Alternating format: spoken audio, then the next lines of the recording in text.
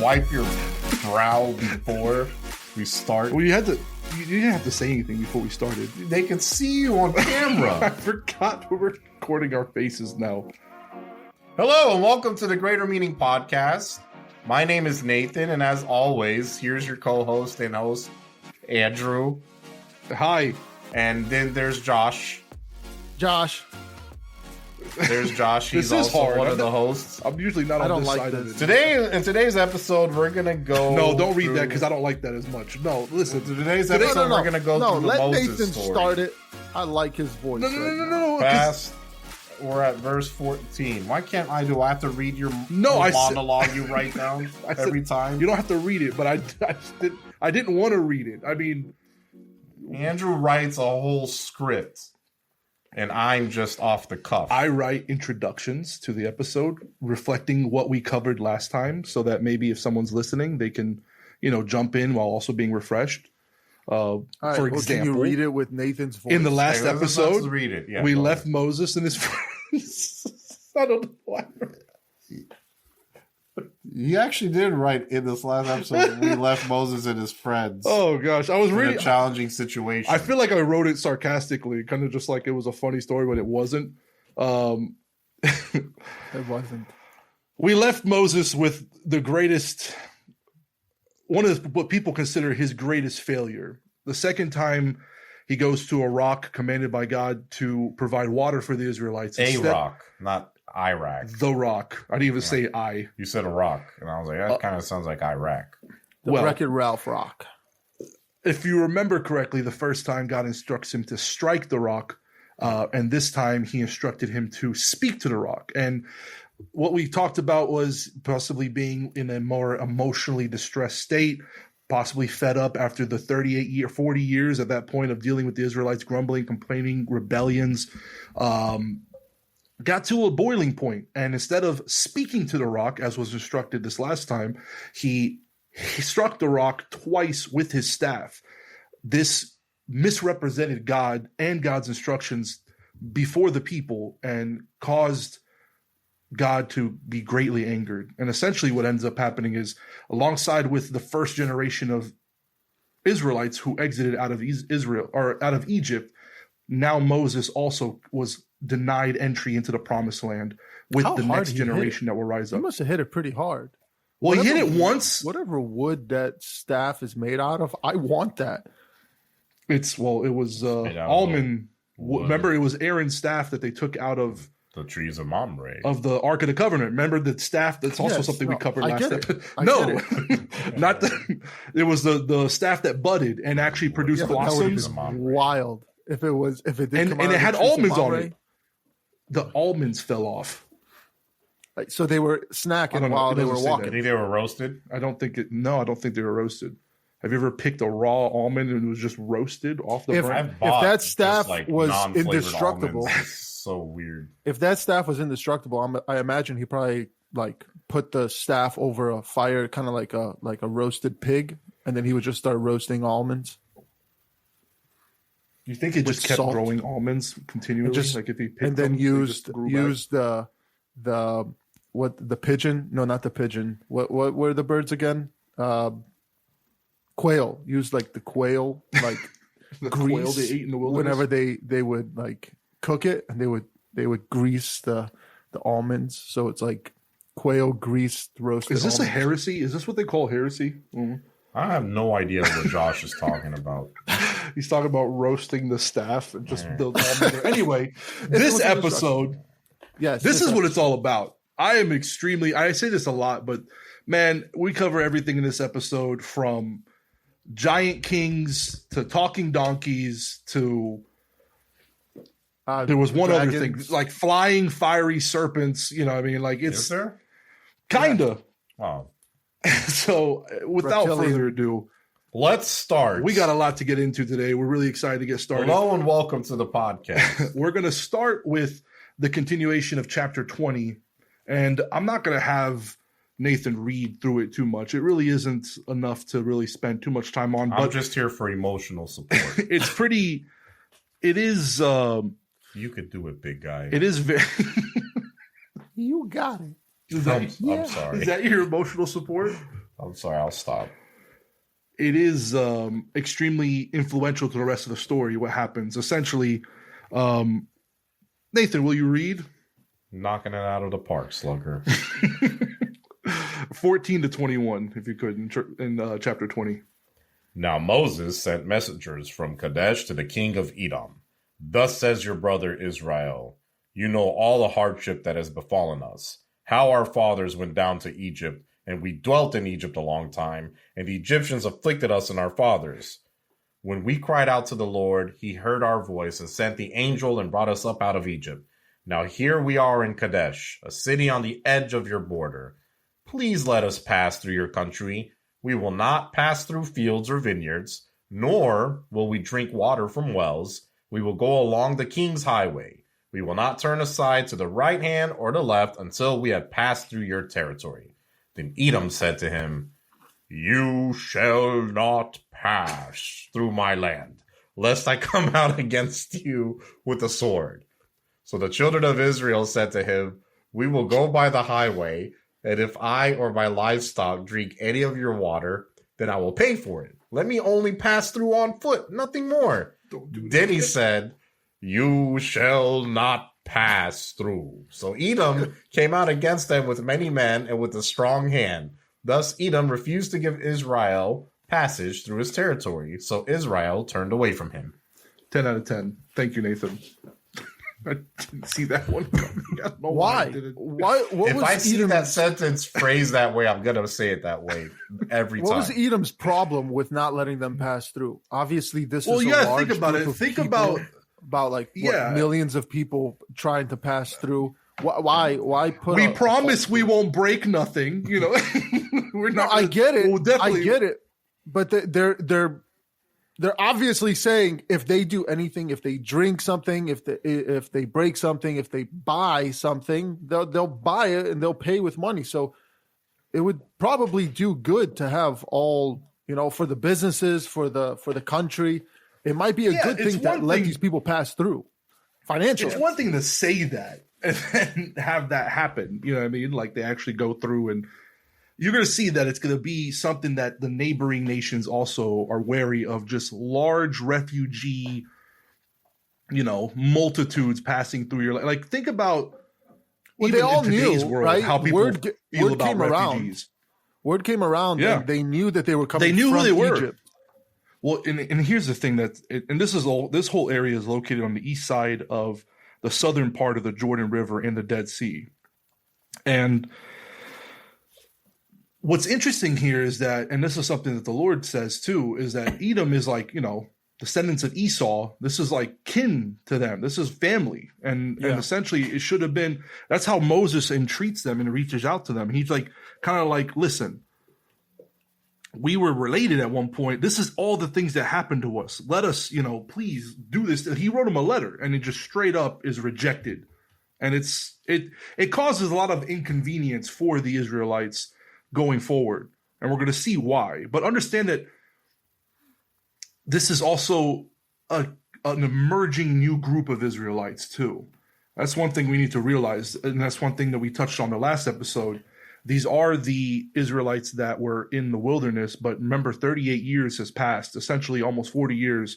We're almost at that exact point where this new generation is now old enough and experiencing these things. And they've not only doubled, but the young group has grown, and they probably have kids. So there's even more than initially left from Israel or from Egypt, so, and they're also organized, and they're marching in formation, if you will. Like they're literally like encamped in organization, and they have leaders, and they're an imposing force. So we'll say, oh, we promise we won't do nothing. But then when they're there at their doorstep, if they decide not to, looking at it from Edom's point of view, that's probably they were wary of the size and power. So no.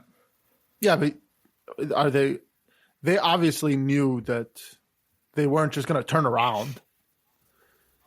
Yeah. So a group of 2 million, 3 million people isn't just going to, you're not going to let us through? Let's turn around. Was it 3 million and 2 million?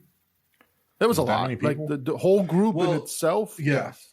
just fighting men, wasn't there like 600,000 or something like that? Yeah, just That was fighting between men. 20 and 45. That's how many Jews there were? Jeez. It was a mixture. It was Jews, yes, but it was a mixture of different peoples. Yeah. Anyway, the King's Highway, the highway that they were referring to going through it, was a trade route that was actually like, it would link Damascus and Egypt and Arabia. And it was something that was very common for people to use. It wasn't like it was a private road. It was a main passageway between nations, and people would use it was made like, by the like, kingdom itself. They made multiple kings. Just like think about the Silk Road. It wasn't made by you know what I mean? It was like it was supposed to be able to. It's a highway that connects multiple places. I agree. It's like Edom could have easily said yes too. Like they didn't have to do that, but they didn't, and they turned a different way. And actually, what's interesting is the response of God, and God will later command that in they Deuteronomy do not abhor that they the Edomites. they'd actually, because they're your kin and your brothers, the Edomites, you're supposed to treat them with like respect and familiarity, which is pretty interesting. I mean, the majority of these nations are kind of kin because they're in Canaan. Well, they're brother nations, and they're to be treated that way because it's. I mean, God even said that Esau will also be a nation, right? A great nation, and we see that that's become the case. And Ishmael, don't forget him. Yeah. That guy. Anyway, continuing on, the book of Numbers chapter 20 ends with the death of Aaron. Why is that so This is a funny? super significant. You should not have because laughed. Nathan decided to take a selfie. I don't right now. I don't really know. It got serious for a moment, then all of a sudden the death of He Aaron. interrupted. Super significant, very sad part of the podcast, you know, the death of Aaron. I'm sorry for ruining the moment. I don't, it wasn't, like, it would be one thing if he was snapping somebody. He was like, oh, this is what I'm doing right now. This is his photos. That's weird. That's the way I snap. I don't know how to snap. But you didn't snap. You took a personal I photo. send that to Snapchat all the time. That's the way I send That's not the way you snap. Don't say that. Oh, yes, it is. That's what I do every time. You open your camera app, take a picture, and upload that Or photo a video, yeah. That's what I've always done. You double the work. I know you can do it with Snapchat, but then you don't have the picture. No, you do. You can save the picture. The camera roll. Yeah, whatever. Anyway, that made you look really weird. Why'd that make me look weird? I want you guys to be able to easily save the photo too. Thanks. Stop looking at me all crazy. Snapchat's You're so helpful. Like a picture. I appreciate it. I definitely appreciate it. Nathan, if you could pick up for us higher quality in the iPhone. If you could pick up for us in chapter 20, verses 22 through 29. I want you to acknowledge that it's not that weird. It's weird, but we'll continue later. All right, chapter 20, verse 22. Mm-hmm. All right. Now the children of Israel, the whole congregation, which encompasses the children of Israel, journeyed from Kadesh and came to Mount Hor. And the Lord spoke to Moses and Aaron in Mount Hor by the border of the land of Edom, saying, Aaron shall be gathered to his people, for he shall not enter the land which I have given to the children of Israel, because you rebelled against my word at the water of Meribah. Take Aaron and Eleazar, his son. Am I pronouncing that correctly? Because sometimes you. That's actually Eleazar, his son. Good job. And bring him up to Mount Hor. That's how you pronounce. I don't have another way to pronounce HOR. Okay. And strip Aaron of his garments and put them on Eleazar his son. For Aaron shall be gathered to his people and die there. So Moses did just as the Lord commanded, and they went up to Mount Hor in the sight of all the congregation. Moses stripped Aaron of his garments and put them on Eleazar his son, and Aaron died there on top of the mountain. He wasn't naked when he did. Yeah. Then Moses and Eleazar came down from the mountain. Now, when all the congregation saw that Aaron was dead, all the house of Israel mourned for Aaron 30 days. So, yeah, I mean, Aaron, you got to think about. When he stripped him of his garments, he just left him up there nude. That's why I kept laughing. I was like, I know. Well, he was obviously visibly about to die. And it is interesting that he had to be alive to pass on the sacred garments, I guess you could say, the power. the responsibility. Yeah, he had to be alive, not dead. The gift of awareness before his passing, I thought was also kind of nice. Like knowing the time has come and having that knowledge, that foreknowledge, and being able to like, okay, my time is now. He could probably say goodbye properly to those that, before going up the mountain, he knows what's about to happen. And also the, stripping of the garment, you're talking about the high priest garment, the parts of the priestly outfit that only he would wear. Yeah, the dude literally died with nothing, what you're wearing. Nothing on his back. I wouldn't say that. Like, he had underclothing. He gave everything away. He could have had a shirt. Did it say he had underclothing there? It doesn't say, but we have to, use our common sense and assume that they didn't just go like, all right, the drill, strip it down, get in that hole. Did they give him a shovel and he dug his own hole? He didn't. He wasn't. I don't think he was. Well, it didn't say how he was buried. They left him on the mountain. I'm assuming they buried him. Maybe they didn't. Maybe he just bye, Aaron. Sitting against a rock. I think they just let him up there. Who said naked man on that mountain? Hey, Mom, Mount Hor has a naked man on it. This is such a important, serious passage. I'm sorry. Why? Okay, I understand it's important because Aaron died. He also the first succession of the high priest unto his son. That's the first time that happens, and it's going to be something that happens for the rest of the, until now. Yeah, if you die, they got the next one. Yeah, succession of priestly duties. What happens if they don't have a kid? The next one. Think about this too. And there's a family. Think about this. Aaron was there from the beginning. He's like, okay, not as high as Moses because Moses was straight up talking to God face to face. He was pretty high. But there were things that Aaron could do that Moses couldn't do. Yeah. Aaron was the one that would go into the Holy of Holies and offer the sacrifice of atonement. Aaron would be the one who performs the sacrifices on behalf of the whole people. He was the one that stood in between those that were dying of the plague and those that were alive. He was the one that, had the staff. And in the beginning of the ministry of Moses, Aaron was right there because Moses at that time would complain that he couldn't speak good. He didn't have the confidence. He wasn't someone who fully embraced his role yet. Remember that. Would you say the first that couple he had plagues of Egypt?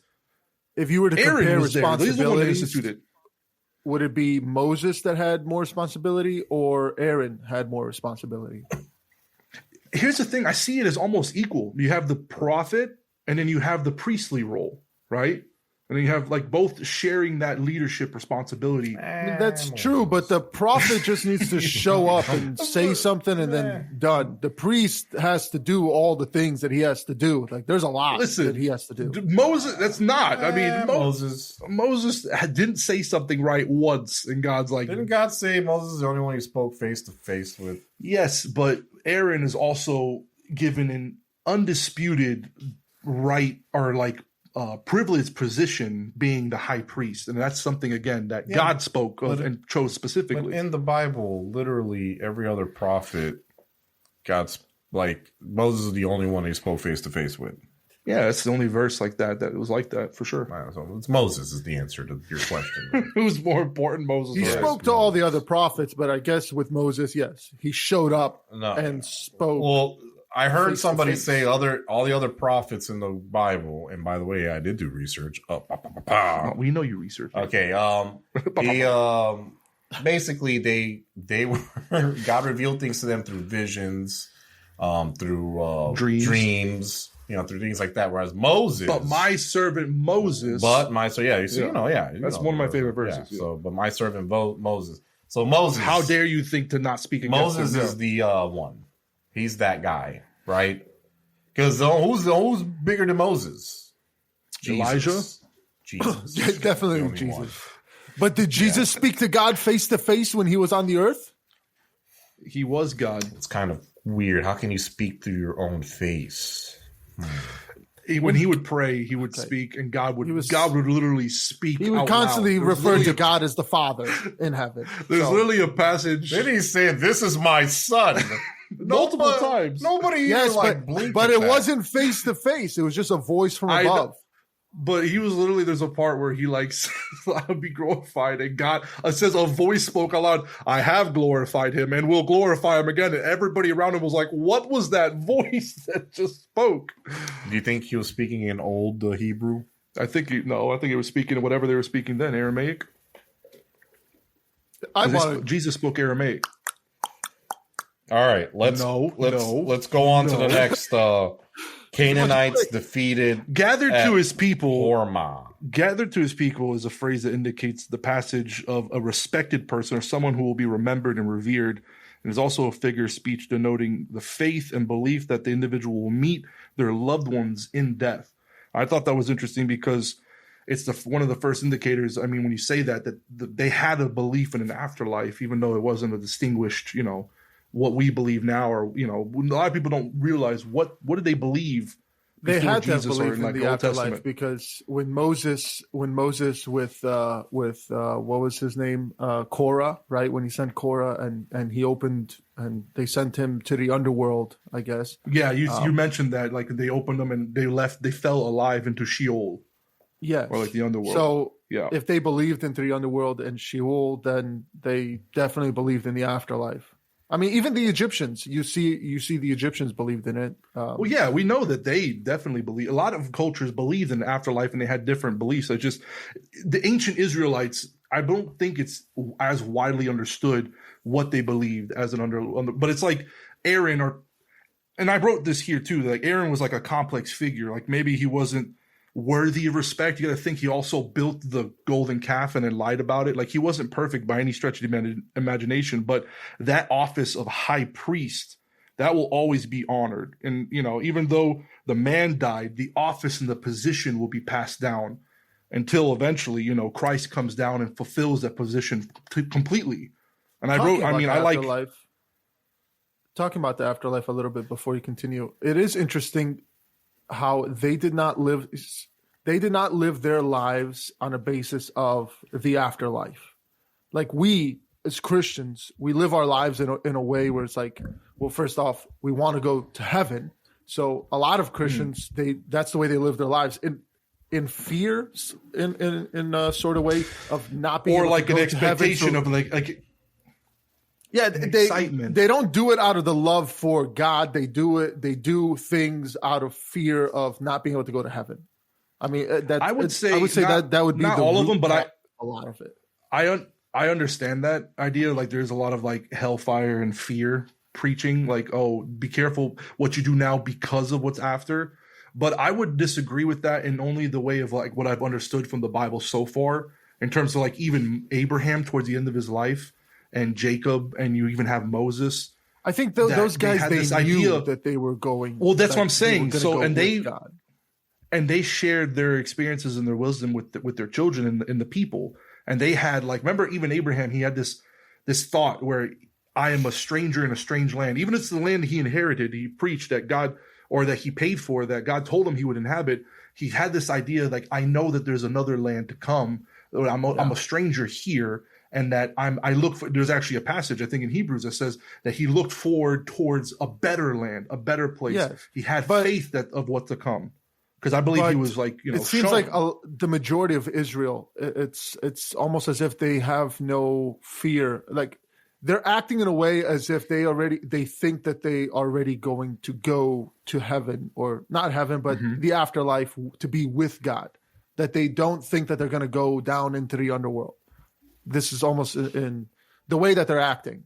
You know what I mean? So yeah, I mean, we'll dive into it a little bit more. I just touched on it briefly because I thought it was an interesting point. Like this term, gathered to his fathers. Like, why say that? And it kind of stuck out to me. But and to finish the thought that I had earlier about the high priest, I mean, again, Hebrews is probably one of the best books to walk alongside the first 5 books of the Bible with. Hebrews chapter 7 verse 23 says, now there have been many of those priests since death prevented them from continuing in office, just like Aaron died. But because Jesus lives forever, he has a permanent priesthood. Therefore, he is able to save completely those who come to God through him, because he always always lives to intercede for them. For them. So Jesus, the great high priest, the one that fulfills the office, that again, as the intercessor, like Moses and Aaron were intercessors for their people, but they eventually will die. Moses can't enter the promised land. Aaron had to pass his, clothes down, his office down to his child.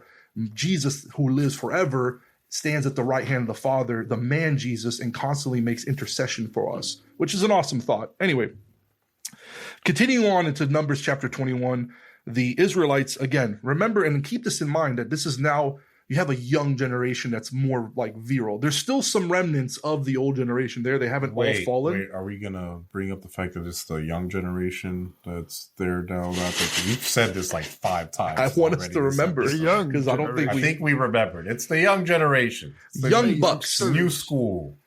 New school of cool. One king said, "You shall not pass." Let's see what another one says. Nathan, verses 1 through 3.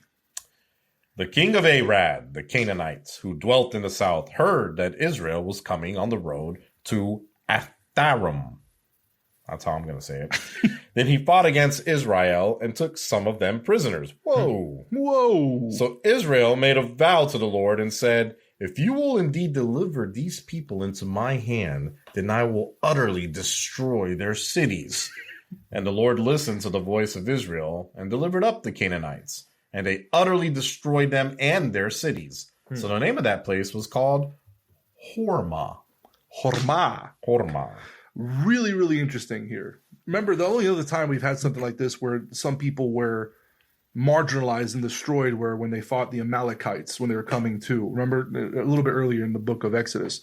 But here, remember, in chapter 14, this is a place where they experienced defeat before. This is where they tried to like get up and run into the promised land, and say, we'll fight against the Canaanites and we'll win. But notice how, again, this new generation. What? What's wrong, Josh? Nothing. Why are you sat back so far?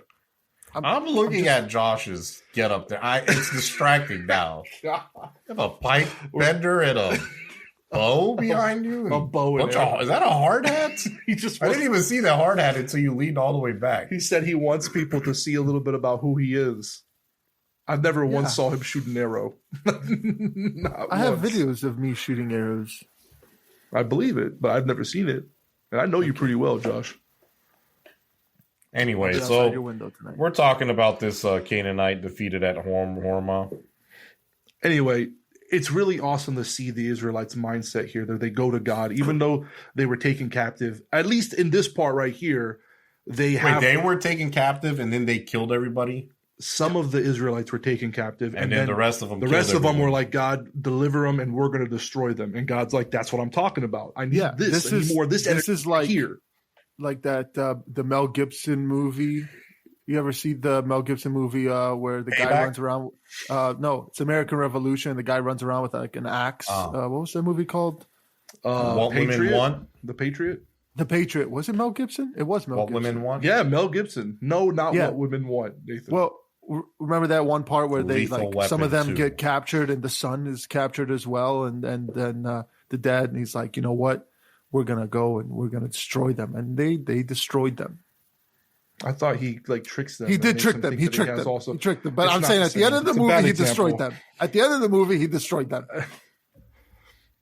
Mel Gibson is just key on key point with the Bible. That's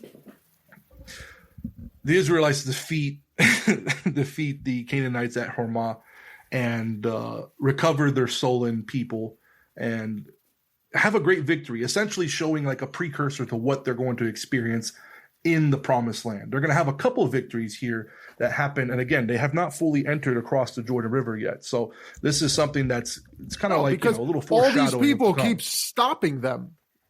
They keep stopping them. Yeah. Well, remember, they're going through a way that it should have been easy. If they were passing through Edom, going along the King's Highway, then they wouldn't have to deal with the king of Hormah. You know what I mean? Or the king of Arad.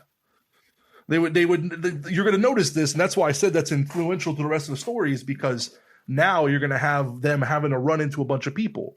But before that, let's get into the story of the bronze serpent. Nathan, if you could read the first verses 4 through 9, please. Then they journeyed from Mount Hor by the way of the Red Sea to go around the land of Edom, and the soul of the people became very discouraged on the way. And the people spoke out against God and Moses. Why have you brought us out of Egypt to die in the wilderness? For there's no food and no water, and our soul loathes this worthless bread. So the Lord sent fiery serpents among the people, and they bit the people, and many of the people of Israel died. Therefore, the people came to Moses and said, we have sinned, for we have spoken against the Lord and against you. Pray to the Lord that he take away the serpents from us. So Moses prayed for the people. Then the Lord said to Moses, make it a fiery serpent and set it on a pole, and it shall be that everyone who is bitten, when he looks at it, shall live. So Moses made a bronze serpent and put it on a pole, and so it was. If a serpent had bitten anyone, when he looked at the bronze serpent, he lived. The end. The end. Everybody have a wonderful rest of your day. That bread wasn't tasteless. You could literally make almost whatever you wanted with that bread.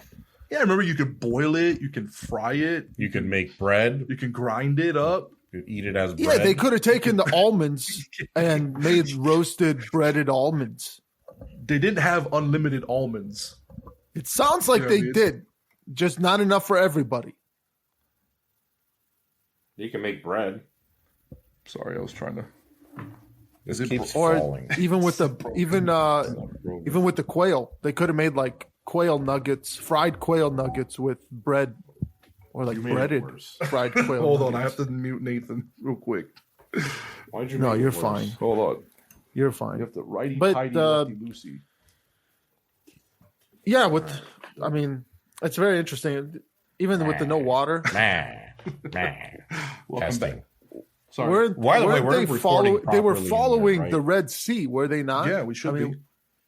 They were following the Red Sea, so they should have had an abundance of water. I mean, yes, I understand that they probably had to boil it, to get the Isn't the Red Sea clean like water. salty? No, that's Yes, I'm that's saying the they probably had to boil it. They're not that close. There's not like bordering the sea. Like you still needed water. And Yeah, they it could have was- sent, It was far you enough know, to where it was an They inconvenience. could have where sent the were young complaining. generation out there and said, "Hey, go get a bucket." All right, go. It was They too had far. work. Okay, so let's get into have this. They were too far. They too did not far. have They're horses. complaining, and God They sends had donkeys. fiery serpents amongst them. I'm sorry, you both were talking at the same time. What? They had Nice. donkeys. It was too far, Josh. Anyway, They complained, and God sent fiery serpents among them. so yeah, but it's kind of wild. I mean, I get they've been eating the same meal for 40 years, but to call it like loathsome, like just straight up insult the miraculous like the fact that it would show up every day for them and provide for them. But I don't know. I guess you do take it for granted after you've had it for so long. Like I'm not even. No, they were raised on it. Yeah, like that's all. They they've thought ever that's done. just part of life. But they were they just experienced victory, and then they were discouraged right afterwards. They said they became very discouraged on the way, probably because they had to go the roundabout way, because it says now they journeyed by the way of the Red Sea to go around the land of Edom. Like they probably have to, they know how much of a route, like this is way longer. I don't than it know if should that's. be. I don't know if that's what I mean, because the main point of their discouragement is they bring up the food and the water and the bread. You Well, that's know? always what they say. Like that's the continual disagreement and complaint of the Israelites If in the wilderness. that's mainly like if you're hungry, that's what you're going to complain about. Like that's like food is one of our greatest necessities. So if there's not enough food and water, you're going to complain. Yeah, You know what I mean? I need a Look, Especially if you have the like how you said if you have the same meal for 40 years, like even the new generation that's coming in, I get that they probably haven't tasted all the stuff that they were eating in Egypt, all that good food, that not pork, but all the other stuff that they probably ate. Why bring up pork? they did not have a baloo to tell them, look for the bare necessities. No, not the pork. simple bare necessities. No, don't you remember we actually No, talked Josh, about you're Worries not in passing your that strife. by, Nathan. the Egyptians bare didn't eat pork. They didn't eat meat. Remember, Josh they were is just gonna vegetarians. Hammer through it. You're gonna refuse to admit what he just or acknowledge what he just did. Yeah, the bare necessities. You always talk about Disney, Yeah. and then when I finally sing a Disney song, you don't even blink. Because it's Jungle so, Book like, has that nothing makes to sense, do of with course. this. Oh, what? Are you sure? Sounds like Nathan made a pretty good connection there. Maybe Disney was trying to tell us something. With a young Doesn't feel boy good that on the was- other side, does it? Anyway, they are complaining about the food, and then God sent the fiery serpents amongst them. Can we No, just I will talk bring. about that? I will bring Marvel into this, Disney into this. Don't worry. I wasn't Yes, asking I will. for it. No, but I Come will. on, let's talk about the snakes, guys. All Please, right. for the love of God. Let's talk about the snakes and then the bronze serpents. Okay. We're focusing on them. Why did they complain? They complained. Let's the serpents biting them. So yeah, this is a very, very famous story because it's pretty wild. I mean, they go between using the word fiery serpents and bronze serpents in verses 8 and 9, and it creates a little bit of confusion between the Hebrew words seraph and nakash. Nakash means both serpent and bronze. Seraph means like fiery or shining, right? Angels. Or bright. Yeah. Seraphim were fiery six-winged angels who stay around the throne of God offering But they praises use the same continuously. term, So that- I guess, in Isaiah. I have it written down somewhere. In Isaiah 6. 6? Yeah, in Isaiah 6, why they not? When Isaiah's in the throne of God, right? That's where it's at. Yeah, why not? Yeah. Let's just say that. That's where it's at. I have the Bible right here. I can check. Keep talking, Josh. No? Was that the end of your thought? Yeah. No, because before this, I was gonna say like when Israel was talking, and I mean the majority, the people spoke out against God and Moses. Some say that they were on the brink of stoning Moses. Like they were so Here? angry with all of this. Yeah. I haven't heard that. That they got so. I mean, Yeah. for God to get so mad and send fiery serpents, to send all these things and start killing a bunch of the Israelites. Well, something- he's killed them. A in big deal must have happened. This is a unique way. I mean, he's offered plagues multiple times, and this isn't even the last time he'll offer up a plague or send out a plague in order to dispatch of the ones that were grumbling or disobedient or fallen in sin.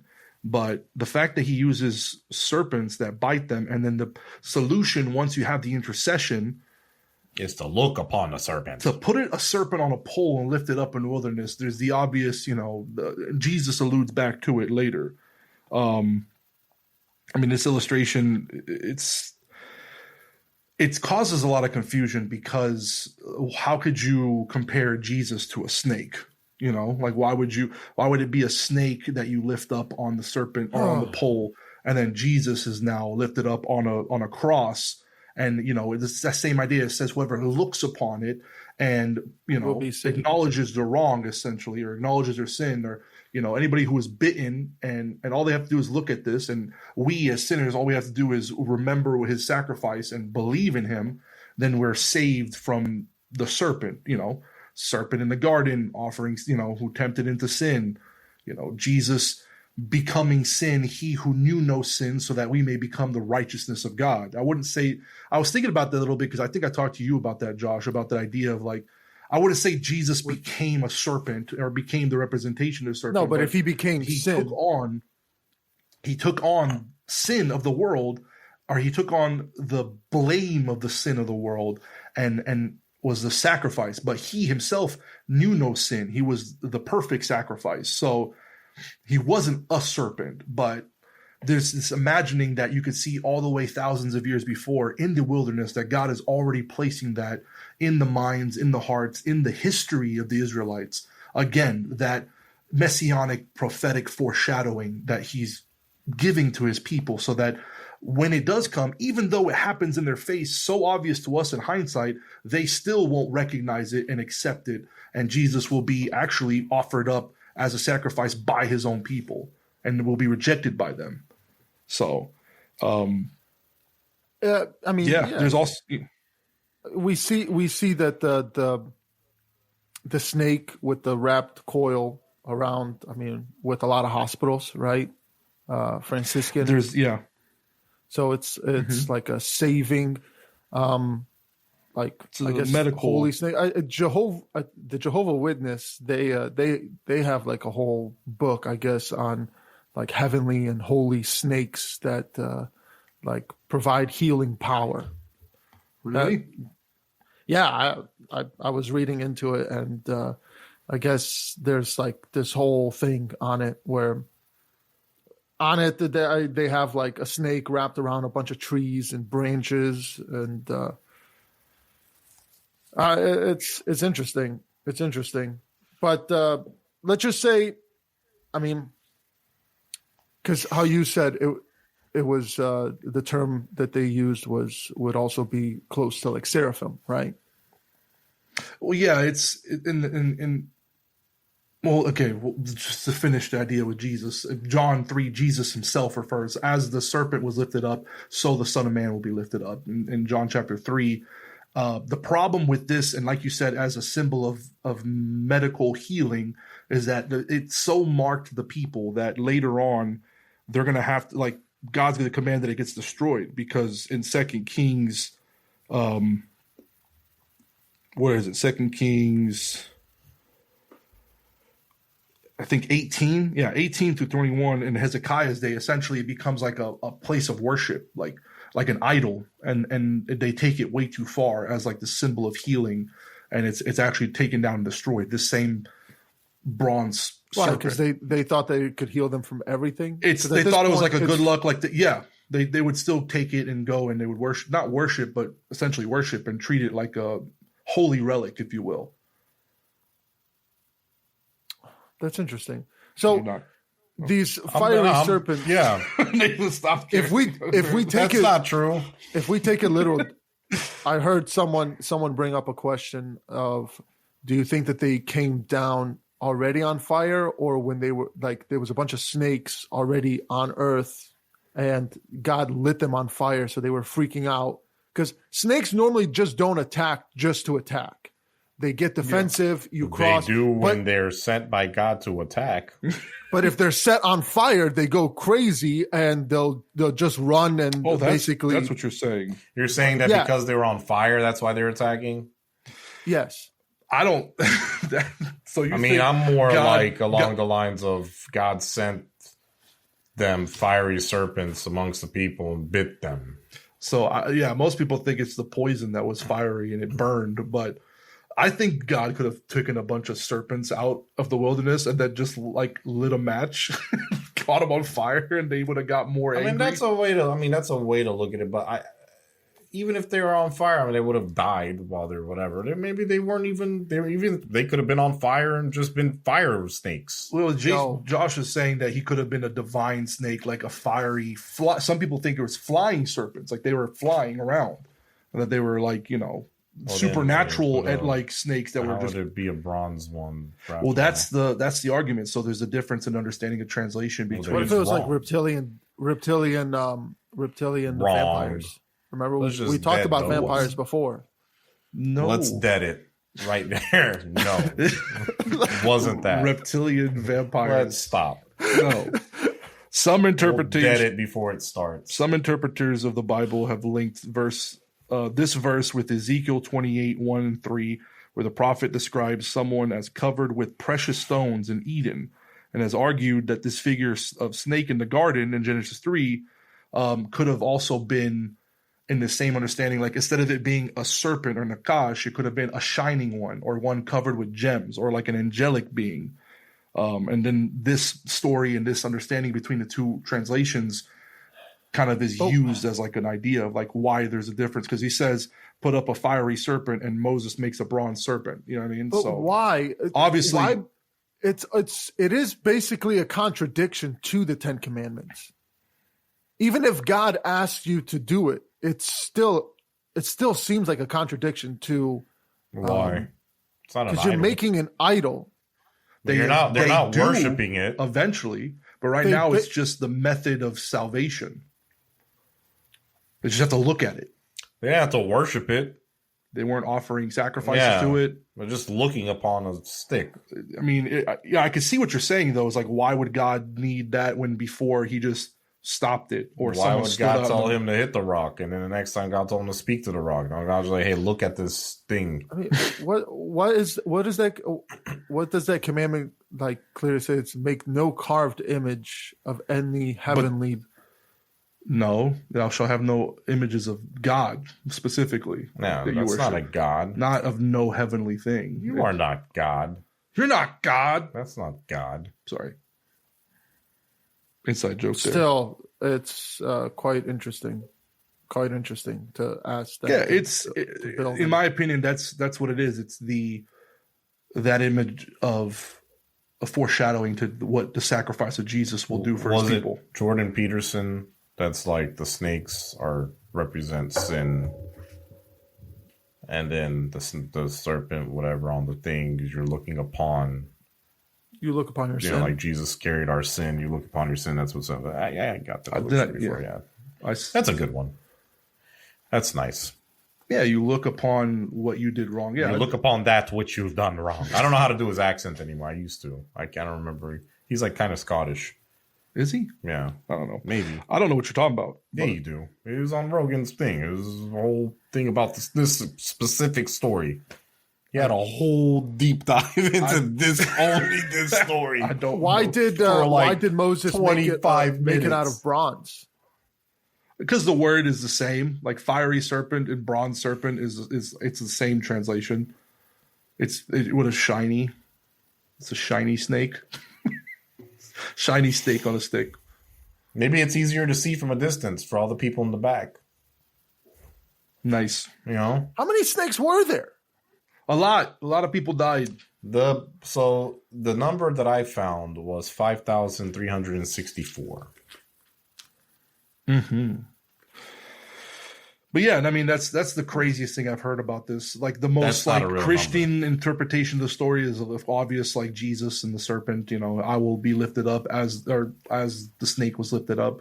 And then the wildest conspiracy thing I've heard about this is tying back to the serpent in the garden and how it could have been not a serpent but an angel, a non-fallen angel, or a pre-fall Lucifer. You know what? Because it would have been a shining one. It wouldn't expand. Nakash, the word, is also the same for shining or bright. Okay. And bronze, if you will. And also the same word for serpent. So they're telling him to look upon Lucifer? Well, no. I'm saying look upon the snake, or look upon the shining snake in this instance. But that's why it doesn't make sense. And I'm not educated enough to be like, specifically, the pronoun, you know what I mean? I can't do that. So guys, we're hopeless here at the Greater Meaning Podcast. We don't know what we're doing. The story is the snakes came in, they were fiery, they bit them. Moses lifted up the bronze serpent. We have pop culture references though. Do you think that God had any intention to, once he sent the fiery serpents to bite them, that he had any intention to basically save them? Yeah, because he does. Well, he does because they. You mean before they started freaking out? Yeah. About getting bit. Yes, it seems like every over time and over again, it seems God does basically an attack. He attacks, and then it's a trap. And then the people beg for like, oh, please stop, and then God, makes a deal or stops. Sometimes he makes a deal. That's pretty cool. Yeah, I mean, it's so the people sin. God creates a law. The people disobey that law, or they complain, or they upset God in some way, and God punishes the people, and rightfully so, because God is just, and then has mercy on his people whom he is punishing to not wipe them out continually. It's kind of like the cycle that goes over and over again. Like the people complain, or the people sin, or the people do something deserving justice and retribution, and once they were beginning to receive it, usually what I see it is almost a way of God culling the people of all the ones that are not going to be ready to go into the promised land. Honestly. Okay. There was like ways of like speeding up. Like I think some of these ones that died, the ones that complained were probably the older ones, probably some of the ones of the first generation, ones that were of a different belief. And I don't think it was only, but you're going to notice that people die in mass right before, because God needs to have a specific, very righteous group of people. What if all these snakes were targeted attacks? Because before, when God would burn the people who complained. Yes. and the people who complain are most likely the older generation. So That's the what I just older said, generation is the one complaining, and then God's sending because What? before he would just No, I'm he reading would just that. burn. He would just send fire and just burn Some just of a these large group. pronunciations, You know, man. boom, Jeez. gone. But Yeah. now these snakes basically had like the red dot on the people, and then the snake would just go get them. You know, like It was Jurassic targeted Park. snakes. Yeah. Boom. You would I set don't a think it laser was on the with a guy. and sniper then- scope. Yeah. You know. Angels I don't were think up in that- heaven with sniper See that scopes. episode of Rick and Morty with the snakes. The little Yeah, thing on their I don't head. think God needs that. Yes. The whole- Snake jazz. Yo, Yeah. I mean, All they right, were doing we the got to job. move on, guys. 'cause But we've then been on why- the snakes for a fat minute. Those We've people that taken were too long for the complaining, snakes. God Josh wanted wants to them really dead. dive into- No, wait. Because God wanted these people Well, dead. why? Josh, you're repeating Josh from 10 minutes ago. You said that exact sentence. God But wanted why these did people God dead. kill these specific people? Why God would he was save those assassinating- people that he wants dead in the first place? Why if the- wouldn't he save them? What if there were No, people why that would were he bitten save that them if he didn't wants complain? them to die? He wants them what to if die. What if some people that were bitten didn't complain? It doesn't specify. It just says he sent in snakes and bit the people, and then some of them didn't complain, but they were bitten and dying, and they needed to look up at the serpent. Can you imagine that some of them didn't look at the serpent because they just refused? They were just so No, mad. I'm done with this desert. I don't care. I don't I like bet this you that bread. happened. You guys are laughing, but I'm pretty sure They're that's dying probably because part they of it. don't like bread. That's crazy. Actually, I did. You're right. Like out of spite and Yeah. just anger, Yeah. just like this is fine. I'm good with this. Oh, That's wild. I know. I mean, But things are gonna get so cool. from Mount Hor to Moab, now the children of Israel moved on and camped in Nobath. All right, we'll move on from the reptilian angels. And All they journeyed from Oboth and camped at, I don't know, I wasn't gonna- IJE, I was- Abarim in the wilderness, It's Ije Abarim. Ije Abarim in the wilderness, which is east of Moab toward the sunrise. Yep. From there, they moved and camped in the valley of Zered. Let's just kind of give a summary of these, because eventually it's going to say No. Wuhab and Supeth and brooks of Arnon and the slope of the brooks. Yeah, I wasn't gonna have you read this. Yeah, let's not read You're- this. You're I don't the know. one that jumped in. I'm trying to just move on. Essentially, they land in the There's a place that's called Beer, which is kind of funny. well, we're gonna pick back up in verse 21. From there, they went to Beer, which No. is the well, where the Lord said to Moses, "Gather everyone together. I'll give them water." Yeah. No. And Israel started singing at the beer place. All right, so let's move into this next section because I want to get to where we're going to end eventually, and we're making pretty good progress. Verse 21 in chapter 21 and the rest of the chapter covers two different kings that are defeated by the Israelites. The first one is King Sihon, Sihon. who was Not to be confused with They were Prince both- Sihon. in chapter 21. I think it picks up in verse 21. He was a king of the Amorites, and they did the same thing. Like they're now having to go through Edom or go around Edom, and they've been asking for permission because they're nice. And instead of just saying no this time, they said, "We will not drink from the wells. We won't go through the king's highway." But Sihon not only would not allow the Israelites to pass through the territory, Sihon gathered all his people together and went out against the Israelites in the wilderness and came to Jahaz. And fought with Israel.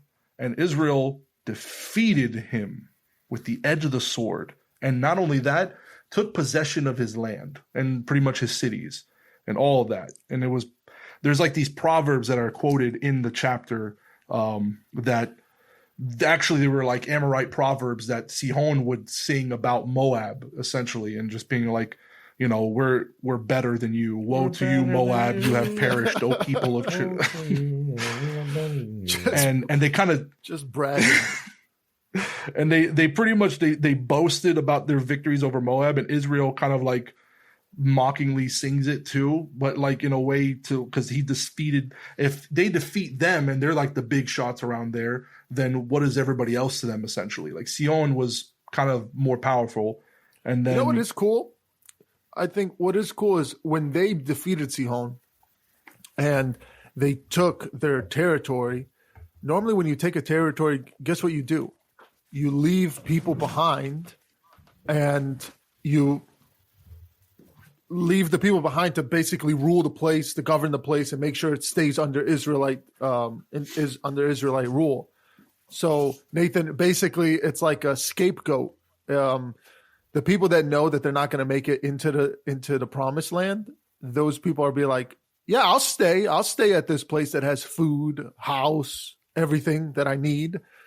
I'll chill here. I don't need to go to the promised. I mean, I'm not. You even said I'm not even going to make it into the promised land. So why would I continue going with you guys? I'll just stay here and help govern this new territory that we just conquered. Because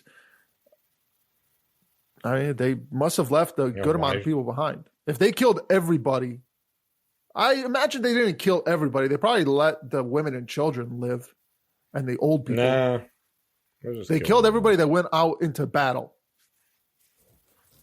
right? Yeah, that's what it says. Sihon. What would you do if you were one of those Israelites that you knew that you weren't going to be able to make it into the promised land? Would you have just chilled behind and just stayed in Sihon lived like a king?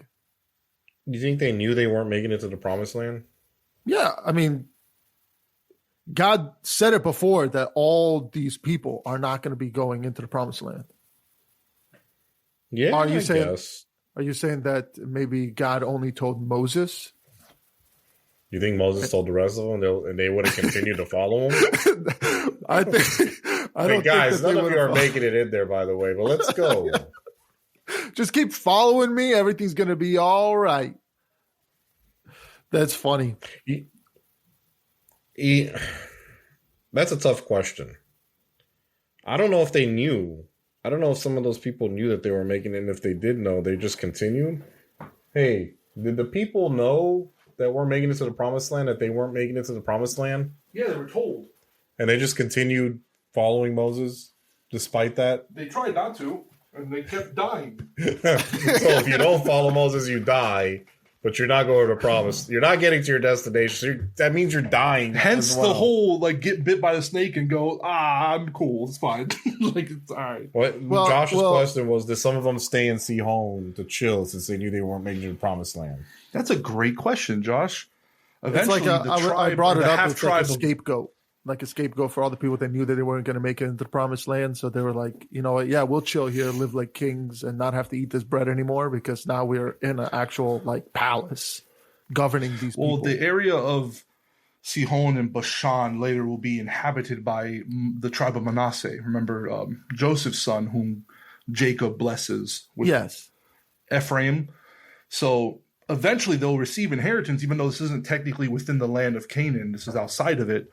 You're going to see that, I wouldn't say anybody stayed here, though. They just resided there as a nation because they're going to continue as a nation. I'm sorry. If you're with them and you're not allowed in the promised land. When you take over a territory and you've conquered that territory, you leave some people behind to make sure that it's still your territory. That's a good point. I mean, there might have been, but you have to think they're old, and they're also, God specifically said that their corpse shall fall in the wilderness. You didn't say that some of them will chill and retire in Sihon. Well, but, some of them did. Okay, some of them did chill and retire. Where does it say? Sihon. Why are you just saying it so definitively? Because that's what happens in any military expedition or whatever. When you conquer a place, you leave some people behind to leave it conquered. They're not yet conquering, though. They're just moving through. And as they're staying there, they just are chilling. They needed a place to stay. They're not conquering yet. They're defeating the one who came up against them when they were asking to pass through. But he just rose up and said, we're going to go ahead and just kill these folk. No, Israel took all those cities. It says they took the cities because they just forced to take them. But, I mean, it's something that's not really worth arguing, honestly. Once again, if you know that you're not going to make it into the promised land, you're probably going to say I'm going to chill behind. I'm going to stay right here. That's a good point. This is Israel's land now. We've conquered it. This is ours. the like moon. the moment they leave and they're like, we're staying here, they just die instantly. When Buzz Aldrin Fall down. conquered the moon, he put his flag, and it's like this is America's moon. When Buzz Aldrin conquered the moon, then he stayed there. Buddy. He stayed on the moon. buddy. Buzz He Aldrin probably never went to the moon. He actually, here it is. if you ever I like just look had this at, He never if you left ever- L.A. Exactly. Right. That's why I wanted to bring it up. I don't care what your nerdy cousin says. Dude, there's so many They literally interviews with just that guy. strapped a GoPro Bro, they never to like went, a SpaceX. They never went anywhere. They've never went. they never anywhere. went anywhere. Sure, Where did they go? Where did they do those GoPro? Bro. What'd they do? you can Watch literally wh- see the flag on the moon from a telescope. Okay. Here, Can you? Because everybody says that. Show me that. Get a buy telescope. me a telescope. No, I don't need to buy. You have one right there. Where? Let's look through your telescope and look. Why are you lying? They can't tell that you're lying, but you're lying. There's nothing there. It's an empty corner. Anyway, This next part is the cool part. I Can don't we know if forget you could about actually Sihon? I don't see- care about Let's see if we Sihon. Look it up. Okay, what All the right. flag on the moon? I don't know. I've actually heard that. I don't even know if that's actually true I'm or not. sure it's not. We skipped over the book of the Wars of the Lord before. I mean, No. it's nothing. You Yeah. cannot big. see the American flag or small, even with the most powerful telescopes, because they're too small and too far away. That's not true. Yeah, That's Google. You've been saying this for years, and I knew then that it was a lie. That's- but I'm just gonna let it pass because he's so confident in his like. I want to know how incorrectness. Andrew feels right now. How do you feel? I mean, you use the AI response of Google. I don't know if I trust that one. All right, let's go through some other stuff. We're not doing this. I wanna let's talk about King Og. Okay, King Og. Or the Talk Book of about the King Wars. Og. Yeah, the 10 through the passage we skipped. I actually put something we could talk about there about the journey through the wilderness. Essentially, they have some anthology of poetic renderings of the victories of the Israelites in their journey into Canaan, which is lost to us today. This book, the Book of the Wars of the Israelites, or a lot of people compare this to the Book of Jasher, which is referenced in 2 Samuel and in Joshua. And there are parts of it that people are saying that it referenced it from 2 Kings and Deuteronomy. These are books that are just recounts of these wars that we're reading about and other victories in poetic fashion that we just don't have a copy of today. They're lost to history. There's a lot of things that we don't have. There are going to be other books that are referenced. Well, just like especially when Moses Chronicles and Samuel. referenced, he referenced the Book of the Wars, and it was just basically a bunch of songs. Yeah, that's going back really a little what it bit. is. But so they defeat the Amorite king, right? They defeat King Sihon. I kept saying King Sihon was the place. and they defeat the other guy from. So now, and then they continue and they went up on the way to Bashan.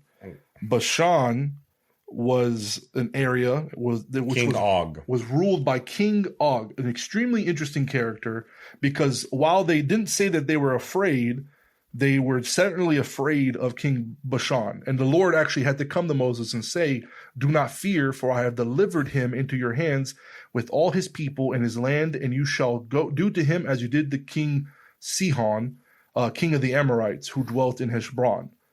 So they defeated him and his sons. I mean, spoiler alert, but King Og was a really interesting figure because It was the last of the Rephaim. he was one of the last of the Rephaim. The Rephaim, remember, was a race of giants. That he was not just a regular guy, if you will. There's a lot of mythology in Jewish mythology surrounding King Og. I think it's really interesting. He was a giant, King Og was a giant king. but like Old Testament giant. Old It's like Testament 70 giant. feet tall. Well, no, he was his bed. They say they referenced it was 13 feet long and 6 feet wide, and it was made out of Dude, iron, it was 9 cubits. So- 9 cubits. which 9 is cubits. 13 and a half feet long. It's 13 and a half feet long for us. First off, a cubit for you is different than a cubit for frickin' some small Italian man. I know, but they estimate that he was between 10 and 11 feet This tall. is how much of a cubit it is. He was about 10 I don't know or why I 11 brought feet up tall. Italian. Back then, humans could have been larger. You know what I mean? Yeah. Back then, humans could have been smaller. But they say that he was king over 6 fortified Could have cities. just been 6 feet tall. What if back he then was a monster? people were just an Everybody average of else like there, 2 to he- 3 feet tall? Like that's how tall we He was were actually. renowned. Moses, we're tired of eating this bread. Oh my god! Hey, Moses. Yeah. Let's go to Moses, Disney, let's go. Moses. I wish we were in Egypt. The bread, Moses. Oh no, snakes! Oh Snakes no. are biting me. Ah, my foot. I hate this segment. I hate whatever you guys are doing. All right, I'm gonna stop recording. I'm sorry. The battle between the forces of Og and Moses is described in greater detail in the book of Deuteronomy if you read in chapter 3, verses 3 through 7. Essentially, it says he was a large man, and by the fact of his bed was huge. Not only that, he was the last of the The last of the Rephaim. the Rephaim. Now, I'm going to just say some fun facts that is believed on this website that I looked up. Once the website loads. that I've actually confirmed in other places, not just this one. Illustration? So one of the beliefs, That's nice. that's King Og. One of the beliefs is not only that he was a mighty giant and he belonged to the Rephaim clan. He was fun fact, he was a king. Some say like He was hundreds of years old. Some believe that he had a way bigger impact in the histories of the Bible than it's said. Some people say in some midrashims or commentaries of Jewish commentaries that he was the one survivor that went and told Abraham about, Lot being taken and that he ran to him. Some people say that he was Abraham's servant. I don't believe this, but that he was also descendant directly from Shemyaza and Azazel. Like he was a direct descendant from the fallen, and that he survived the flood by hanging out on the wooden part hanging off of the ark. Like he was sitting on that chilling during the flood. That's where Russell Crowe's Noah movie. That's how they get that interpretation where the guy's literally he's hanging out on the side of the boat and then he gets in. Have you never? Yeah, seen it? But some people believe. Now I don't remember that part. he attended Isaac's bar mitzvah. Decades later, we find Og participating in the bar mitzvah. He's just partying with Abraham's son. According to tradition, upon observing the youngster, Og derided him and said, "I would crush you with my little finger." God hastened to repeat what was in store for him. I will witness myriads of his descendants, and you shall fall in her hands. God said that to him. Well, God was just chilling there too. He said about, it was kind of said. Some people think that Sihon was his brother because it says that he had 6 fortified cities in Deuteronomy. It wasn't just the Bashan area where it was a larger area that he conquered. And, because it also says that he had sons. So Moses in this battle doesn't just defeat King Og of Bashan. He defeats him and his probably giant children. Remember that Goliath is also, there's still going to be more, and there's a bunch in the land of Canaan. So this wasn't wild, but he was renowned. Well, you bring up powerful. a good point. You bring up a good point because when you look at Israel, there's a lot of them, and you see that they have quite a large army.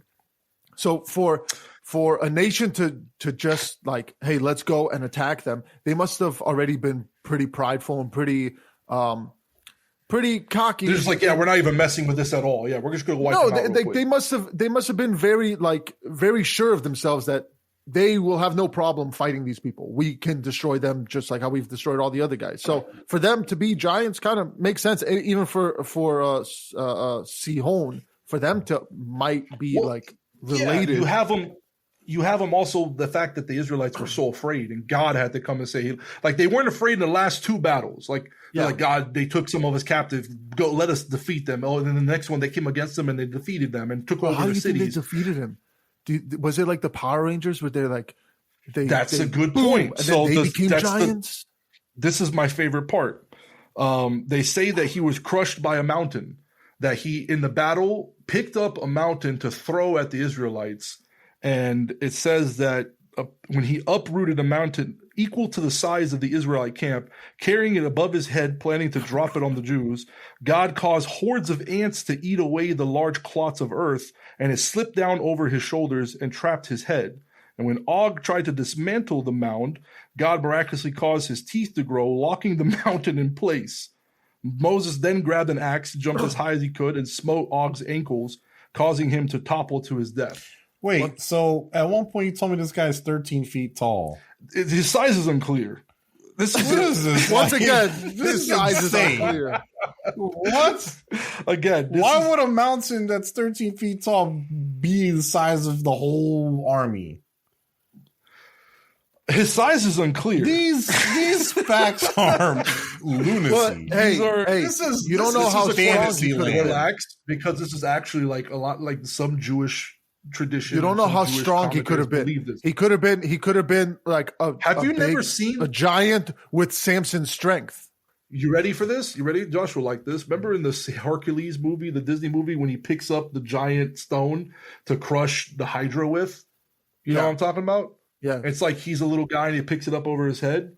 I think that they've been planting this in popular culture so that they can mock the stories of the Bible for thousands of years. Well, I mean, maybe it's not a mockery. Maybe it's just like Man, he they're did not making pick up different no mountain interpretations. to throw it. That's not even in the Bible. What are you talking about? I know. I didn't say this is scripture. I said that there what do you mean is it's some not in the commentaries- Bible? God says that You with can the Google faith of this a mustard yourself. seed, you can move mountains. Yeah. How much faith What does is that Og faith? have? What if faith is the superpower that gives you super strength? Samson had faith in God, and God gave him the strength to do what he had to do. I've been reading a lot of Samson. I'm sorry. Yeah, well, I mean, either way, there's debate on his side, just like you said. There's debate on the cubits, but one thing that was clear is that he was a fearsome foe.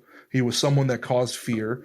He was probably a giant, according to what we understand, and probably a Imagine giant. for 40 days. 40 days, if he did hang out on the side of the ark, just grabbing on, just holding on for 40 days. Why would he have to hold on? He's the size of a mountain. Did they not On his see tippy him? toes. Just Probably holding the ark in place. Dude, that's probably why the ark was always at a slant, and Noah was like, "Why is the ark not level?" How tall was this guy? 13 feet to the mountain? I don't know. I Hey, never the book said of I Enoch, wanted it the says that others. it I says thought it that was interesting. that That's not even the interesting. giants Yes, were it about was that there was a 300 feet. David and it was a Jack and the Beanstalk style of defeat of King Og. Moses, who's like 120 at this point, jumps with an axe to like. Or chop what his if our ankles. idea of mountains is all skewed? What if a mountain? Why? Is Why just, do we have to redefine mountains? Nathan, leave What that if a alone. mountain is just a rock, just like a boulder that you just. So Moses, when he's climbing the mountain, he's just climbing on top of a rock. Background noises. I can't keep talking at the same time. Listen, What the Bible mountains- tells us mountains is are that they different. defeated him. it's like such a short passage right here. And And defeated- Og is defeated. That's it. So they defeated him, his sons, and all his people until there was no survivors left him, and they took possession of his land. Josh, does that mean that they left some more people behind? Yes. So When you now take they're just possession of losing something, people. when you take possession of something, you don't just leave it behind. I didn't mean to get you going again. I get it. We're going to move Addition on. by subtraction. What? I love Haven't it. you ever played Risk? When you leave like an area, you have to leave You somebody have to there. leave some soldier At behind. That's least- how Risk is played. That's Yeah. what I'm saying. I'm sorry. Risk was a better analogy than Buzz Aldrin going to the moon. That's my fault. Yeah, I mean, you're known for your analogies. Yeah, at this because point, Buzz Josh. Aldrin, I don't even think he ever went to the moon. It's not gonna work. and definitively, you cannot see the flags on the moon. It's not even like a question of, Okay. oh, that's AI. No, it's pretty like clear cut. You cannot see the flags on. You can look it up all you want. We're Well, going I when went to Rock, different, when like, Rock NASA Dwayne sites, Johnson too. went down into the center of the earth, he kind of conquered it. Who? You know, The Rock. Dwayne You ever seen Johnson? the movie The Rock? when he went down to the center of the earth? He didn't have a. Did he have a movie where he went? Journey to Yeah, Center and of I'm Earth, not yeah. a Was fan he in that that? they I thought it was they the guy that switched up- was in the Walrus. They switched up actors like later on. Like I You're think talking about Just because like 5 places I've looked up so far say no doesn't mean it's actually no. it's Okay. a no. No, dude, you're talking. So there's a movie, Journey to the Center of the Earth, but it's with the guy. It's with The Rock. No, there's another one. One of them an is with The older Rock. one. I didn't know they remade that. Why would they remake that movie? They made two of them. The Rock was the first one. After it was someone else. Oh, Brendan Fraser. Oh, Brendan Fraser. That's what I'm talking about. Brendan Fraser is the one that's in 2008. That one. I don't sucked. remember another one. Oh, Brendan Fraser. When was The Not Rock? The Rock.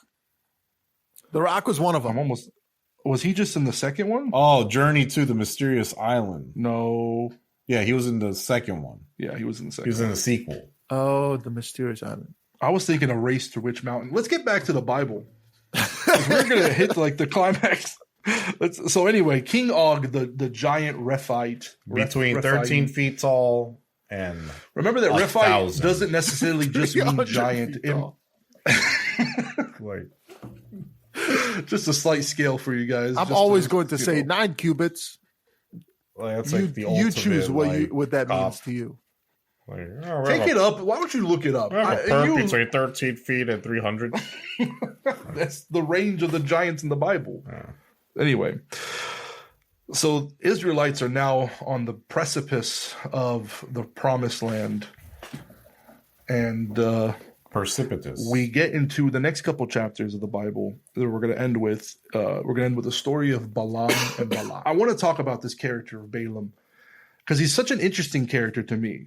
Because you go into chapter 22, and the Israelites, they move away from where they're at into the plains of Moab on the side of the Jordan across from Jericho. So this is the area, like they're right about in the area where they're going to cross the Jordan and actually enter into the promised land. Again, this new generation, this young group of people that has risen up and has grown up eating manna and serving the Lord. And now there's a king named Balak. And when he witnesses everything that happens, like from afar, and he hears about the fact that they didn't only take over Sion, which was way stronger than Moab, or the Moabites, and they take over, King Og, the giant king who probably, Balak just stayed clear of this entire time in his life. Now they're right there next to him. He knows that he has no shot at defeating them on their own. So what he does, it says that he was sick with dread because of the children of Israel. Like they're now gaining a reputation that precedes them as they go throughout the lands coming up to Canaan. Yeah, because they just And killed what he does, a giant race. exactly, and his kids. And They say no chance. He calls upon this character named Balaam. Fascinating character to me because of a couple things. Thought it was He's called known Balaam. as I think in Romanian it's Balaam, but I'm sorry, Balaam. And he's such an interesting character to me because who is this guy who is a prophet, a diviner, an oracle, whom Balak sends after, who has to be famous enough because he's not an Israelite. He's a non-Israelite prophet who can successfully, as we'll see in the story, speak and communicate with God and receive word, who seemingly is obedient to the word of God and at least surface levelly says that he will only do what God says. And he's effective. And I guess this is something that was common in the ancient world where Balak calls to Balaam from Arad, right? Where is he from specifically? I had it here, sorry. The son of Beor at Pethor, which is near the river in the land of the sons of his people, which is, some people say modern day Syria, or like the Syrian region. And he's not affiliated with any of the people in this story up until this point. And he calls him to be able to come down, and he's like, Balak is like, I'll probably be able to win if I can get Balaam to come and curse Israel. So he had to have had a reputation at one point to where he was successful in this, to have gained that notoriety enough to be hired for a job like this. Because he sends, his elders and he offers money to him. And we're going to read here the response, actually, Nathan, if you want to read, starting with verse 7 in chapter 22. So the elders of Moab and the elders of Midian departed with the diviner's fee in their hand. And they came to Balaam and spoke to him the words of Balak. And he said to them, lodge here tonight, and I will bring back word to you as the Lord speaks to me. So the princes of Moab stayed with Balaam. Then God came to Balaam and said, who are these men with you? I know it's Balaam. So Balaam said to God, Balak, the son of Zippor, king of Moab, has sent me, saying, look, a people has come out of Egypt. They cover the face of the earth. Come now, curse them for me. Perhaps I shall be able to overpower them and drive them out. And God said to Balaam, you shall not go with them. You shall not curse the people, for they are blessed. So Balaam rose in the morning and said to the princes of Balak, go back to your land, for the Lord has refused to give me permission to go with you. Yeah. So what happens is the princes, that's crazy. The fact that God would bring a dream and speak to Balaam or Balaam, and he's not. We know from Balaam from the rest of the Bible, in 2 Peter, in Jude, in Revelation, he retains this reputation of being someone who is a prophet for hire. He's materialistic. He's wicked underneath. He has a way that is wrong, and we'll see later on that it's even worse than what's shown in this story here. Now, so they defeat King Og, and now they are camped. And the next move they'll make, the children of Israel are going to move into the land of Moab, and we're going to cover some really interesting figures there. We're going to cover some really interesting events, and it's just I want to develop a lot of I want to devote a lot of time to that portion because there's a lot of questions. It's very confusing. Our next episode is going to be Balaam. Basically, a whole episode on Balaam. Balaam and the talking donkey. Balak. and Balak. Balak. So that Balak covers Balaam. It covers a lot of chapters. It pretty much the narrative shifts and actually follows the point of view of Balaam and Balak, witnessing Israel from a different point of view. So Balaam is basically a warlock with their victory. A warlock for the Lord for hire. He's like a prophet for hire. A prophet for profit. Not a prophet for hire. Yeah. Like I knew you would love that. Because people would come to him to bless or to curse. Not a prophet for hire. Most people would hire him to curse, I feel like. No? Anyway, who is this guy that is... Curse mine enemies. First of all, it works because he's famous. He's he's non-Israelite that's talking to God. And we're going to get into it. It's a really, really Balaam, fascinating character. For some reason, really fascinating he's portion of the Bible. referenced so much throughout the Bible. Oh, yeah. Because of what happens here and because of who he is and his philosophies and what he injects the Israelites You can say with. modern we'll talk about it. prosperity Bison. gospel kind of derives a little bit with the story. Kind of the opposite. What's the opposite of a prosperity gospel? Bison. No. What? Anyway, we'll pick back up in the next episode with Numbers chapter 22, and we'll go on with the story of Balaam, Balak, and the Israelites. Wow. As we get So close this to the episode end. was We're probably only going to 2 finish the book of chapters. Numbers. There's a lot that happens in those chapters. A lot of victories, a lot of defeats, a lot of flying, fiery serpents. You look upon the serpent, and you shall be free from your sickness. I'm intrigued to see how that looked. You put up like pictures in that one video like while we were talking, and you never did it again. I don't know why you stopped. It would have been really great this episode. I'm waiting for the right moments. To do that. Giants, serpents. snakes. You have a lot to choose from there, bud. Yeah, it was a lot. There was snakes and I thought you guys just didn't really repeat what like I it too just said. much. giants. I thought it was awesome. I liked it a lot. I thought it would be like a cool It thing looks to a start lot with. I'll better. do it again Makes when us we look start professional. when we're like live streaming more. Anything to draw attention No, away do from it. the pipe bender and the map. All right. Our studio background sucks so bad. From the map of the world. I wanted to be able to point and be like, this was So where the Israelites we're are. reminded of all the places we've never been. You don't. Man. Speak for yourself. I've traveled. They were basically what Gone nowhere. at that point they were what in like I've traveled way modern more than you. day Hold on, what, Josh? Jordan.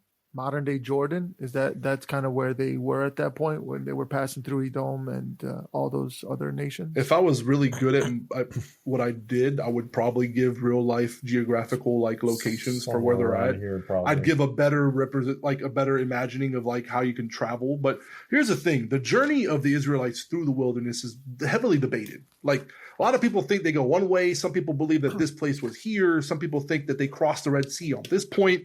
It's really hard to be like, this is it. Like even in the back of your Bibles, when you have like the little pictures, it's Different like Bibles these show are, different things. you know, they say, you know, it could be, what does it say? They said, don't put your phone away. That's not a Bible. This is the back of mine. It says probable route of wandering in Sinai, in the Sinai desert. You know, probable. But they're never able to definitively say this is Probable. this was the path that they made. Anyway, for my greater meaning, in this episode of Snakes and Giants, I thought about this a lot during the week, actually. You know, and there's this thought that kept coming back to me, and it's this like calling upon the Lord when in need, and whether it's I forgot what I was going to say now. You thought all week about this and you forgot. Yeah, he thought all week, bud. No, calling upon the Lord. I lost my train of thought, but that was my greater meaning, is like this idea where they were like, this is the first time I've seen them really like, okay, they complained. Yeah, they still had some of that in them. They were greatly discouraged, like all of us get, but in their moments of stress, they called upon the Lord and said, Lord, help us defeat these people. And you saw God give them this taste of victory in preparation to enter the promised land. And I believe that in our lives, sometimes we get to points where, you know, we just need to experience little victories before we move into the greater purpose that God has for our life. And that's kind of what walking in the wilderness or walking in the life of a Christian is all about. When you're in trouble, when you know you've made a mistake, you can look up to Jesus. You can call out to the Lord, and He will answer you if you truly are repentant in your heart and you want to turn back to Him.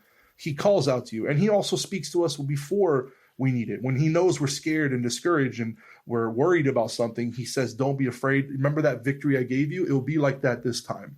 So when you're in trouble, call upon the Lord. Josh?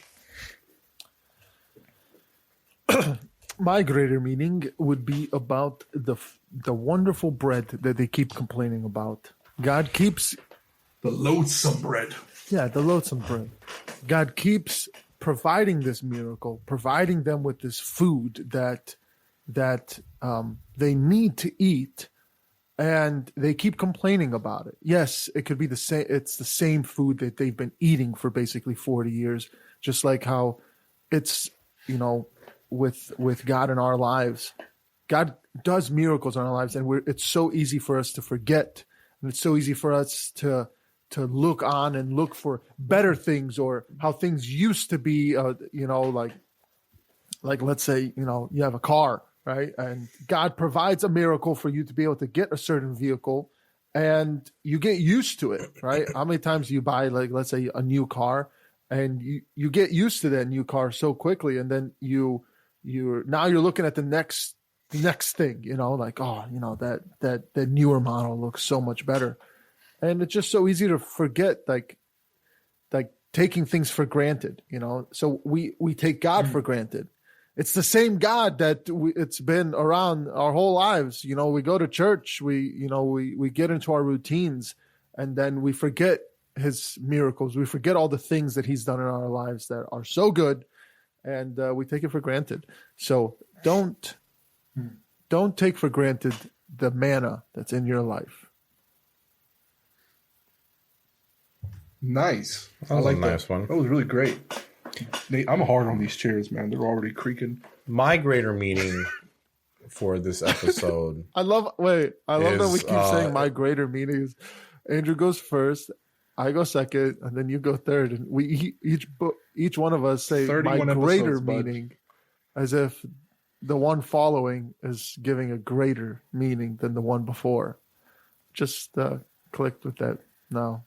31 episodes plus the ones we redid. That's the first time you put that together. All right. So my greater meaning for this episode. So the Israelites are almost there, right? They could literally like almost touch it, the promised land. And the closer they get, the more the battles begin. They're fighting giants. There's fiery snakes. It's almost as if when God's on that precipice and you feel like you feel a lot of times in our lives, we go through such turbulent times.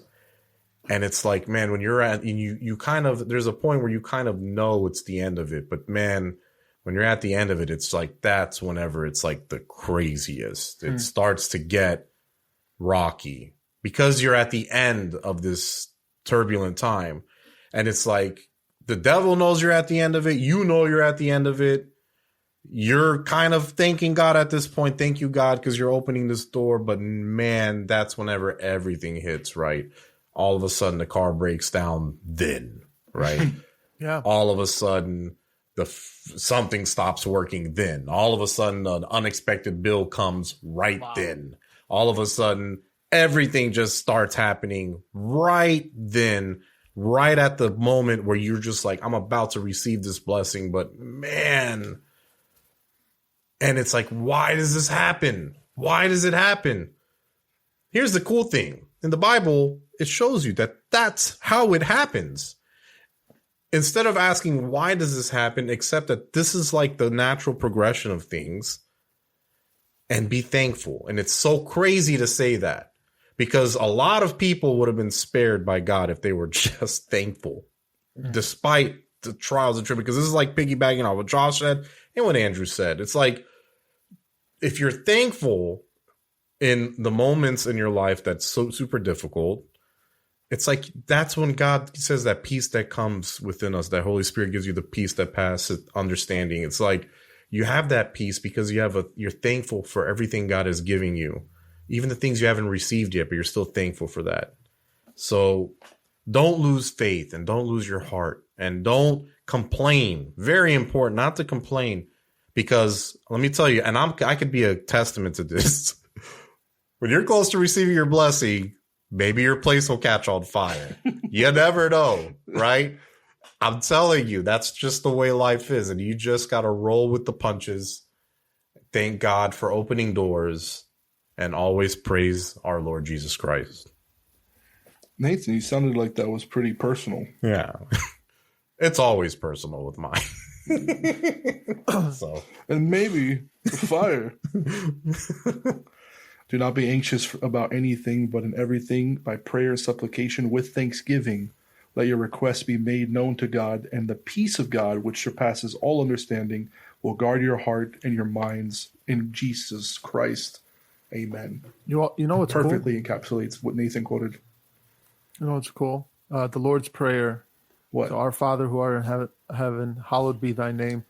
Thy kingdom come. So the Israelites are trying to get into the kingdom. Thy will be done as it is in heaven. So in heaven, give us today our daily bread. They're getting their daily bread from God, the manna. Forgive our debts as we forgive our debtors. Basically, what's going to happen next with the fire? I mean, what happened now with the fiery serpents? They're having to look at it, and they're basically asking for forgiveness by looking at it so that they could be healed. Lead us not into temptation, but deliver us from evil. The temptation that Balaam basically is going to send them, and it's now they have to be delivered from the evil that has been sent to them, and then basically their kingdom come and the power and the glory. And that's how they're winning all. That's how they're getting into the kingdom, by the power and the glory of God. It's kind of cool, Jesus. And ours is the kingdom, the power, and the glory. Yeah, it's interesting how it, like, the Bible just all ties together within itself. All of it. That's a pretty cool connection. Yeah, it ties together if you read it. It's funny how when you look into the Bible, you find the deeper question is, why did God send the snakes? Like, why was it snakes in particular? Why was it snakes? Well, Because God does everything for a reason, right? That's kind of what I said. Like he sent plagues before, you know. The reason he sent the snakes is because they were complaining. I get that, but why did he choose? That's the reason. snake? But why did God choose this method? Why did God choose snakes? Well, he chose the snakes because they were complaining, and snakes bite people and fill them with venom. Because the only thing I say because somebody said to me the other day, oh, everything happens for a reason. I'm like, yeah, the reason was because you did that. That's why that happened. The thing happened. That's the reason. The thing happened because you did that. Heck yeah. That's the reason it happened. It's not everything. People say that quote like a mysterious thing. Sometimes, yeah, it's your consequences for your actions. It just happens to be the snake is the thing here. Why didn't God could have sent squirrels. We would have been talking about a squirrel on a thing. Squirrels on fire. Squirrel. A squirrel's on fire biting you. I've been attacked by a squirrel in the park before. When I was a kid in Chicago. That's terrifying. I mean, think about it. Squirrel, I'm holding a stick out to it. It pauses, looks at me, runs up the stick, and jumps on my chest. Why would you? All it does is run up tree limbs. Why would you hold a stick out to it? To him, it's like a thing to run up. I was like 10. I didn't know. Well, here's the thing. It ran up and circled my chest like 8 bronze times. Squirrel. It's a lot harder than to create a serpent. So maybe God just chose it. Maybe to make a serpent, God's like, you know what? These guys have to mold something. Let's just make them mold like a tube. It's super easy. Have you taken Play-Doh and just just quickly gone with throughout your hand? Honestly, I've made a lot of snakes out of Play-Doh. To be honest with you, that's the easiest thing to mold. That's the main animal that everybody. Molten bronze. I mean, even balloon people, they to make a snake. Yeah, is so much snakes easier. are easy to make. Try making a squirrel. Everything's always a wiener dog. Yeah. Yeah, I don't know why. There's your answer. Wiener dogs. So that's why, Nathan or Josh. Look out for that merch.